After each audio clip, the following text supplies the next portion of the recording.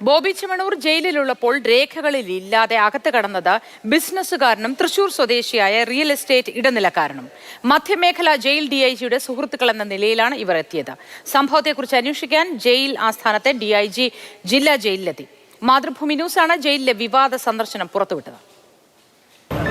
Jail ഡിഐജിയുടെ സുഹൃത്തുക്കൾ എന്ന പേരിൽ അകത്ത് കടന്ന ബിസിനസ്സുകാരനായ അഭിലാഷും തൃശൂർ വടക്കാഞ്ചേരി സ്വദേശി ബാലകൃഷ്ണനും ബോബി ചെമ്മണ്ണൂരിനെ കണ്ടിരുന്നോ എന്നതാണ് ജയിൽ വകുപ്പ് അന്വേഷിക്കുന്നത്. ഇവർ ജയിൽ രജിസ്റ്ററിൽ പേര് രേഖപ്പെടുത്താതെ അകത്ത് കടന്നതാണ് ദുരൂഹതയുണ്ടാക്കുന്നത്. ഇത് ജയിൽ ചട്ടങ്ങളുടെ ലംഘനവുമാണ്. ഉന്നത ജയിൽ ഉദ്യോഗസ്ഥരുമായി അടുപ്പമുള്ളയാളാണ് ബാലകൃഷ്ണൻ. ഇയാൾ തന്റെ സ്വാധീനം ഉപയോഗിച്ച് അഭിലാഷുമായി ജയിലിനുള്ളിൽ കയറിയെന്നാണ് കരുതുന്നത്. കഴിഞ്ഞ വെള്ളിയാഴ്ചയാണ് സംഭവം നടന്നത്. സന്ദർശനം വിവാദമായതോടെ ജയിൽ മേധാവി മധ്യമേഖല ഡിഐജി പി അജയകുമാറിനോട് വിശദീകരണം തേടിയിരുന്നു. ഇതിന് ഡിഐജി നൽകിയ മറുപടി ഇതാണ്: ഒരു പരാതി അന്വേഷിക്കാനാണ് താൻ ജയിലിലെത്തിയത്. ബോബി ചെമ്മണ്ണൂരിനെ സൂപ്രണ്ടിന്റെ സാന്നിധ്യത്തിൽ കണ്ടിരുന്നു. ബോബിയെ മുൻ പരിചയവുമുണ്ട്.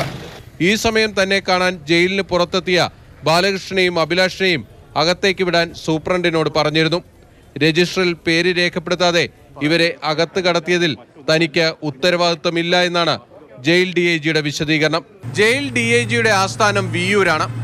അവിടെ സ്ഥിരമായുള്ള ഡിഐജിയെ കാണാൻ തൃശൂർക്കാരനായ ബാലകൃഷ്ണൻ എന്തിനാണ് കൊച്ചിയിലെ കാക്കനാട് ജില്ലാ ജയിലിലെത്തിയത്?